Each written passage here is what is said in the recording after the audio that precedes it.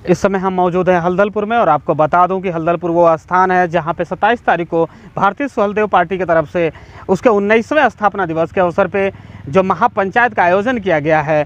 तो कहीं ना कहीं ये जो जगह देख रहे हैं आप, ये वो जगह है, वो हेलीपैड है जहाँ पे हेलीकॉप्टर उतरेगा। अब ये देखने को ये है कि जब हेलीकॉप्टर उतरेगा तो कौन से ऐसे नेता हैं जो हेलीकॉप्टर से बाहर आएंगे, क्योंकि एक तो साफ हो चुका है कि अखिलेश यादव मंच को साझा कर रहे हैं, क्योंकि अभी जल्द ही भारतीय सुहलदेव पार्टी की और समाजवादी पार्टी का जो गठबंधन हुआ है उसको देखते हुए समाजवादी पार्टी के अखिलेश यादव को जैसे इनवाइट किया है ओम प्रकाश राजभर ने।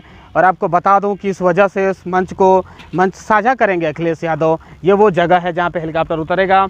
अब 27 तारीख को देखना ये है कि जो हेलीकॉप्टर उतरता है उस हेलीकॉप्टर से बस अखिलेश यादव निकलते हैं बाहर या और भी नेता होते हैं। कयास तो बहुत सारे लगाए जा रहे हैं कि वैसी भी हो सकते हैं, शिवपाल भी हो सकते हैं। अब देखने को तस्वीरें साफ 27 तारीख को ही होंगी जब ये हेलीकॉप्टर यहाँ पे लैंड करेगा, उतरेगा और उसमें से जो नेता बाहर निकलेंगे। अब देखने को ये है कि 27 तारीख को जो महापंचायत है कौन कौन से नेता शामिल हो रहे हैं और कौन कौन से ऐसे नेता हैं जो मंच को साझा कर रहे हैं। बनी है, सबके पीछे लगा दें।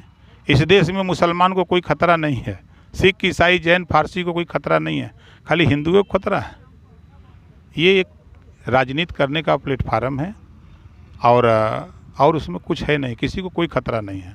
हम लोग तो बैठे हैं यहाँ, कोई तो हम लोगों को एक झापड़ मारने भी नहीं आया हम तो यहाँ 5 दिन से बैठे हैं और दिन भर हम लोग यहाँ 12 बजे रात तक रहते हैं, तो कुछ तो नहीं होता है, कोई खतरा तो नहीं दिखाई दिया। हाँ, इतना ज़रूर है कि 2022 के चुनाव में अब उनकी कुर्सी जा रही है, इससे वो परेशान है। देखे जाए तो राजनीति में मतलब उतपटांग मैटर को उठाकर और लोगों के जो मेन मुद्दे हैं, हम जहाँ पे बैठे हैं पूर्वांचल में, जैसे ही हम पूर्वांचल का जैसे ही उत्तर प्रदेश का चुनाव आता है यहाँ से मुद्दे गायब हो जाते हैं और जातिवाद हावी हो जाता है। और इसका रीज़न रहा है कि पूर्वांचल अभी भी संघर्ष कर रहा है। 27 तारीख को आइएगा, महापंचायत इसी नाते बुलाया हूँ कि अब मुद्दों की राजनीति होगी, देश में जातिवार जनगणना की बात होगी। 1931 में जातिवार जनगणना हुई है आज़ादी के पहले, और आज 90 साल हो गया अभी तक जातिवार जनगणना नहीं हुई। तो एक बहुत बड़ा मुद्दा है। बाबा साहब डॉक्टर अम्बेडकर ने संविधान में व्यवस्था दिया है कि हर 10 साल पे इनकी जनगणना हो, देश में जनगणना हो, ताकि ये पता लगे कि कौन कौन से लोग भी पीछे रह गए हैं, सामाजिक और शैक्षणिक रूप से कौन से लोग कौन सी जाति पीछे है। तो इससे देश की सियासत करने वाले लोग भागते हैं। इसकी पंचायत होने जा रही है। देश में प्रदेश की सरकार अगर बात करें, देश की सरकार की बात करें तो 60 पैसा पर यूनिट बिजली खरीद करके ये भाजपाई 7 रुपया देहात में पर यूनिट, 8 रुपया शहर में बेच रहे हैं। ये बैठे हैं धंधा करने के लिए, गरीबों को राहत देने के लिए बैठे हैं कि गरीबों को लूटने के लिए बैठे हैं। आप इनसे पूछिए, मिलते हैं तो यहाँ मुद्दों की राजनीति हो रही है।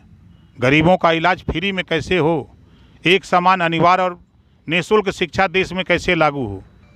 हमारे देश के गृह मंत्री बयान देते हैं कि गरीब अशिक्षित देश के लिए बोझ है, तो देश के लिए तो हमारे भारतीय जनता पार्टी बोझ है।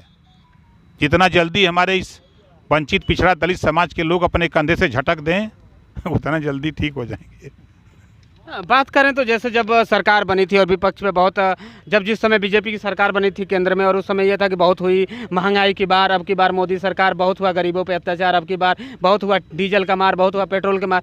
जब इनके नेताओं से हम लोग प्रेस कॉन्फ्रेंस करते हैं और मीडिया वाले